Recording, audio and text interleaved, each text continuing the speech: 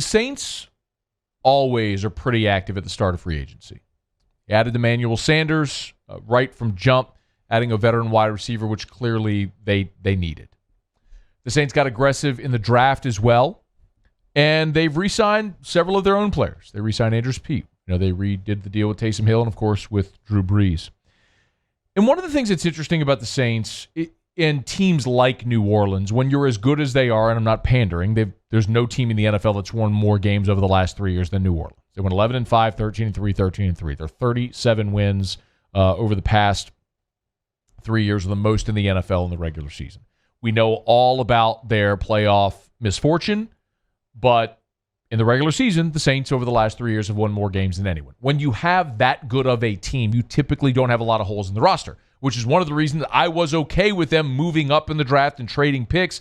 I'd rather you hand pick and aggressively land 4 players that you really like a lot instead of drafting 12 guys when half of them aren't going to make your roster. So the Saints don't necessarily have a lot of space available on the 53-man roster to bring guys in that would legitimately compete for a spot. I do think, however, there are a few spots where there's a possibility, at least where the door is cracked. First, though, and maybe most importantly, is looking at the Saints' financial situation. When you look at the salary cap, of course, they've cut Larry Warford, which saved them, as we've talked about, nearly $8 million in cap space. So if you look at Spotrac right now, they're projecting the Saints on the salary cap to have about $9 million in cap space right now. So 9.7 is what Spotrac is projecting right now that's available for the Saints. $9.7 million in cap space. For whatever it's worth, Over the Cap projects it at $9.2 million in cap space. But it's somewhere in that neighborhood. Okay, it's somewhere in the neighborhood of $9 million in available cap space right now for the Saints. They still have to sign their draft picks. And before the draft, the Saints' slot value for their draft picks was around $4 million. It was 4.0 and change. So about $4 million in cap space. Now, it is worth noting, they moved up to get Zach Bond. They moved up to get Adam Troutman. So they came back into the draft to get Tommy Stevens, although they had a 7th-round pick anyway. So that number might be fluid a little bit, but not much, mostly because the bulk of their draft money was going to be invested in Cesar Ruiz with that 24th overall pick. So I know that's a lot of math, but essentially $9 million in cap space. They need about $4 million to sign their draft picks, which leaves you about $5 million to play with. One thing we know about the Saints is they spend it like when I was a kid, my mom would always say, did your mom say this to you? Money's burning a hole in your pocket. My mom would whenever I had money, I had to go spend it. Something. If it was sports cards, if it was on new shoes, if it was on a T-shirt or jersey, some rollerblades, whatever. If I had money, I went and spent it. That's how the Saints operate their franchise. If they have money, they're going to go spend it.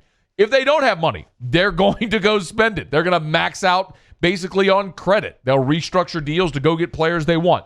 So now that they're sitting there with about $5 million in cap space, they're going to spend it. My question that I'm most curious about is, will the Saints go out in free agency and look for additional players to add to camp battles, or are they going to take that available money and work out a deal for Alvin Kamara? Now, let me be clear. $5 million isn't going to be enough for Alvin Kamara. But as we know, Kai Harley he's been brilliant as a capologist in structuring deals to make sure it fits under the cap. So that $5 million here or there, they'll find out a way to make it work.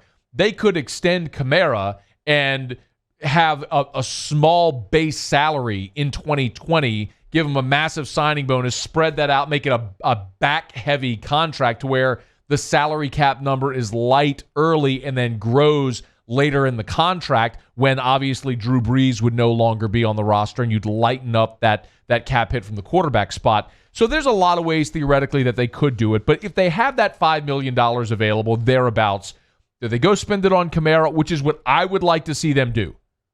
Take care of that now, because next year at this time, you've got both Lattimore and Ramczyk that you got to extend. Now, it's likely Brees isn't going to be on the roster, so you are going to free up some cap space next year. But next year, you're going to be in this situation with Lattimore and with Ramczyk. So take care of Kamara right now. But where do the Saints need the most help? The two positions that I would look at that are obvious, and some are going to say wide receiver. I don't necessarily look at wide receiver as that spot because I think the way Sean Payton and Drew Brees have operated this offense is they find a way to get pass catchers even if they're not receivers. Alvin Kamara has had 80-plus catches each of his 3 years in the NFL. They will throw the ball to the tight end. They will throw the ball to the backside of the backfield. And Mike Thomas is going to be a 100-reception guy. So you've got Michael Thomas. You've got Emmanuel Sanders. I know they're going to throw the ball to Kamara. You've still got Jared Cook. You drafted Adam Troutman. You've got pass-catching weapons, even if they're not receivers per se. Taysom Hill can play receiver or H-back tight end, that slot for you as well. So you don't need necessarily another big play receiver now. Next year, depending on what happens with Sanders, you're probably going to have to address that spot. But I'm comfortable saying, okay, going to camp seeing, okay, Traquan, are you ready to step up? Lil Jordan Humphrey, year 2. Is it your year? Some of the undrafted guys, Jawan Jennings from Oregon. They have options at Marquez Callaway, who was on this show a week ago from Tennessee, absolute burner who could fill in that Ted Ginn role, blow the top off the defense. I'm good with that. I think they're okay there. The two spots where I can't see, and mostly it's because I've seen the Saints offensively work even when they haven't had what felt like elite or top-tier talent at those positions. And maybe that's putting an undue amount of stress and pressure on Drew Brees, but it's just the nature of what Brees has been. Where I think the Saints could get better is at linebacker and at cornerback. And I will throw out the caveat as well that as long as they stay healthy at linebacker, they're going to be okay. You've got an all-pro in Demario Davis. You have Kiko Alonso, Alex Anzalone, Caden Ellis, Craig Robertson. And then you have rookies Zach Bond, who you drafted. You got Joe Bocci out of Michigan State. And then Andrew Dowell and Chase Hansen have one NFL season apiece. So you have numbers there. And if those first three guys I mentioned, Davis, Alonso, Anzalone, all stay healthy, you're good. Because I like Robertson as a third down linebacker, as a rotational piece. Caden Ellis played a lot of football for you, and I like the prospects of Zach Bond, as do the Saints, as a potential starter and long-term option at that position. Mike Detillier had Bond as the 27th best prospect overall in this draft. They got him at the top of round 3. So I think they're good there if they stay healthy. But if you have issues with Alonso or with Anzalone, like you have, or Ellis, who finished last season with a season-ending injury, you may need somebody. And when I look at the available free agent linebackers, the one that jumps off the page to me is Alec Ogletree. Now, Ogletree with the Giants this year was set to make $11.7 million. They cut him to save $12 million in cap space. How much is Alec Ogletree willing to take? Is Alec Ogletree willing to do a deal like Jameis did?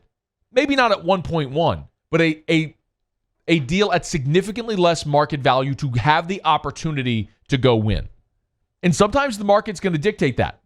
That's the reality for Larry Warford. The market isn't big for Larry Warford. It was a down offensive guard free agent year as it is, and Andrus Peat capitalized on that with New Orleans. Some people think the Saints overpaid. I might agree, but you got a guard that you like that also doubles as your backup left tackle. And you've needed a backup left tackle because Armstead has a propensity to be hurt. So, but it was a lean year for guard talent, and it just hasn't been a great opportunity for Warford. The Bears aren't going to sign him. Some people have mentioned the Texans. Maybe that's it. We'll see what happens with him. But he wants $7 million a year. He may not get that. My point is, Ogletree may find himself in a similar spot if there isn't a robust market for him, where he may look around and go, "Can I sign a 1-year deal somewhere and go try to win?" And that happens in a lot. Boogie Cousins did this in the NBA last year. He was coming off his injury. He didn't have the suitors he thought he might. He was still coming back. So he said, hell, I'll just sign a bargain basement deal, go play for Golden State, collect a ring, and then hit free agency next year. Maybe Ogletree does that. If you have the opportunity to add a guy like Ogletree, you absolutely do it. And then at cornerback, I think the cornerback possibilities are very interesting because there are some really big name free agents that at points in their career have been great players.